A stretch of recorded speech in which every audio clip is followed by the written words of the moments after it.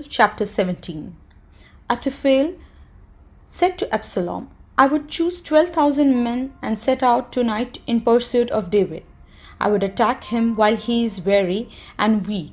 I would strike him with terror, and then all the people with him will flee. I would strike down only the king, and bring all the people back to you. The death of the man you seek will mean the return of all. All the people will be unharmed. This plan seemed good to Absalom and to all the elders of Israel. But Absalom said, Summon also Hushai the Archite, so that we can hear what he has to say as well. When Hushai came to him, Absalom said, Ahithophel has given this advice. Should we do what he says? If not, give us your opinion. Hushai replied to Absalom, The advice Ahithophel has given is not good this time. You know your father and his men. They are fighters, and as fierce as a wild bear robbed of her cubs. Besides, your father is an experienced fighter. He will not spend the night with the troops. Even now he is hidden in a cave or some other place. If he should attack your troops first, whoever hears about it will say, There has been a slaughter among the troops who follow Absalom. Then even the bravest soldier, whose heart is like the heart of a lion, will melt with fear. For all Israel knows that your father is a fighter, and those with him are brave. So I advise you, let all Israel from Dan to Beersheba, as numerous as the sand of the seashore, be gathered to you with you yourself leading them into battle. Then we will attack him wherever he may be found, and we will follow on him as dew settles on the ground. Neither he nor any of his men will be left alive. If he withdraws into a city, then all Israel will bring ropes to that city, and we will drag it down to the valley until not so much as pebble is left. Absalom and all the men of Israel said, The advice of Hushai the Archite is better than that of Ahithophel. For the Lord had determined to frustrate the good advice of Ahithophel in order to bring disaster on Absalom. Hushai told Zadok and Abiathar, the priest, Ahithophel has advised Absalom and all the elders of Israel to do such and such, but I have advised them to do so and so. Now send a message at once and tell David, Do not spend the night at the fords in the wilderness, cross over without fail, or the king and all the people with him will be swallowed up. Jonathan and Ahimaaz were staying at En-Rogel. A female servant was to go and inform them, and they were to go and tell King David, for they would not risk being entering the city. But a young man saw them and told Absalom. So the two of them left at once and went to the house of a man in Bahurim. He had a well in his courtyard, and they climbed down it. His wife took a covering and spread it over the opening of the well and scattered corn over it. No one knew anything about it. When Absalom's men came to the woman at the house, they asked, Where are Ahimaaz and Jonathan? The woman answered, They crossed over the brook. The men searched but found none, so they returned to Jerusalem. After they had gone, the two climbed out of the well and went to inform King David. They said to him, Set out and cross the river at once. Ahithophel has advised such and such against you. So David and all the people with him set out and crossed the Jordan. By daybreak, no one was left who had not crossed Jordan. When Ahithophel saw that his advice had not been followed, he saddled his donkey and set out for his house in his hometown. He put his house in order, and then he hanged himself. So he died and was buried in his father's tomb. David went to Mahanaim, and Absalom crossed Jordan with all the men of Israel. Absalom had appointed Amasa over the army in place of Joab. Amasa was the son of Jether, an Ishmaelite who had married Abigail, the daughter of Nahash, and sister of Zeruiah, the mother of Joab. The Israelite and Absalom camped in the land of Gilead.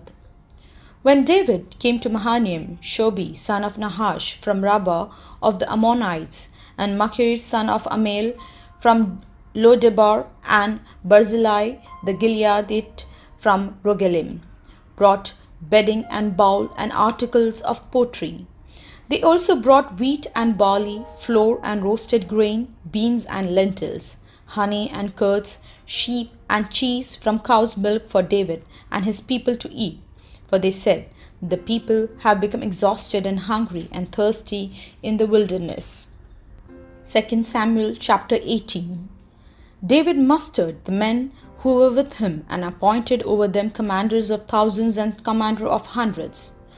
David sent out his troops, a third under the command of Joab, a third under Joab's brother Abishai, son of Zeruiah, and third under Ittai the Gittite.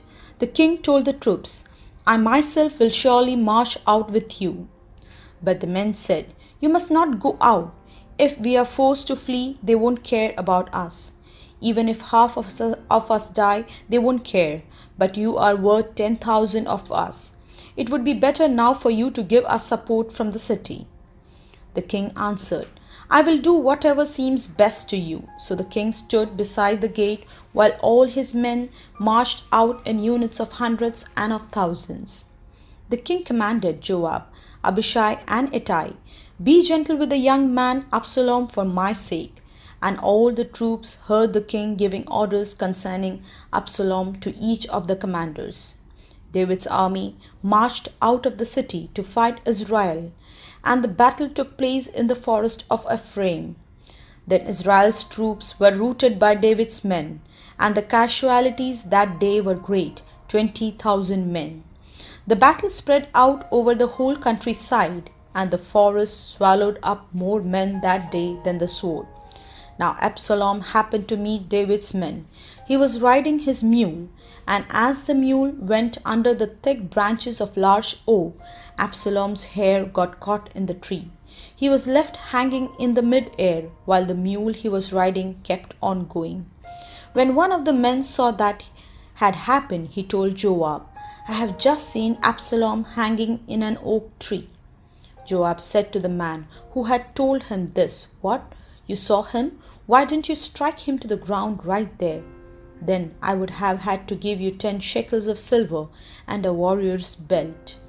But the man replied, Even if 1,000 shekels were weighed out into my hand, I would not lay a hand on the king's son. In our hearing, the king commanded you and Abishai and Ittai, protect the young man Absalom for my sake. And if I had put my life in jeopardy, and nothing is hidden from the king, you would have kept your distance from me. Joab said, I am not going to wait like this for you. So he took 3 javelins in his hand and plunged them into Absalom's heart while Absalom was still alive in the oak tree. And 10 of Joab's armor-bearers surrounded Absalom, struck him, and killed him. Then Joab sounded the trumpet, and the troops stopped pursuing Israel, for Joab halted them. They took Absalom, threw him into a big pit in the forest, and piled up a great large heap of rocks over him. While meanwhile all the Israelites fled to their homes. During his lifetime, Absalom had taken a pillar and erected it in the king's valley as a monument to himself, for he thought, I have no son to carry on the memory of my name. He named the pillar after himself, and it is called Absalom's monument to this day. Now Ahimaaz, son of Zadok, said, Let me run and take the news to the king that the Lord has vindicated him by delivering him from the hand of his enemies. You are not the one to take the news today, Joab told him. You may take the news another time, but you must not do so today, because the king's son is dead. Then Joab said to Cushite, Go, tell the king what you have seen. The Cushite bowed down before Joab and ran off. Ahimaaz, son of Zadok, again said to Joab, Come, what may, please let me run behind the Cushite. But Joab replied, My son, why do you want to go? You do not have any news that will bring you a reward. He said, Come what may, I want to run. So Joab said, Run. Then Ahimaaz ran by way of the plain and outran the Cushite. While David was sitting between the inner and outer gates, the watchman went up to the roof of the gateway by the wall. As he looked out, he saw a man running alone. The watchman called out to the king and reported it. The king said, If he is all alone, he must have a good news. And the runner came closer and closer. Then the watchman saw another runner, and he called down to the gatekeeper, "Look, another man running alone." The king said, "He must be bringing good news too." The watchman said, "It seems to me that the first one runs like Ahimaaz, son of Zadok. He is a good man." The king said, "He comes with good news." Then Ahimaaz called out to the king, "All is well." He bowed down before the king with his face to the ground and said, "Praise be to the Lord your God. He has delivered up those who lifted their hands against my lord the king." The king asked, "Is the young man Absalom safe?" Ahimaaz answered, "I saw a great confusion just as Joab was about to send the king's servant and me, your servant, but I do not know what it was." The king said, "Stand aside and wait here." So he stepped aside and stood there. Then the Cushite arrived and said, "My lord the king, hear the good news. The Lord has vindicated you today by delivering you from the hands of all who rose up against you." The king asked Cushite, "Is the young man Absalom safe?" The Cushite replied, "May the enemies of my lord the king and all who rise up to harm you be like that of a young man." The king was shaken. He went up to the room over the gateway and wept. As he went, he said, "O my son Absalom, my son Absalom, if only I had died instead of you. O Absalom, my son, my son."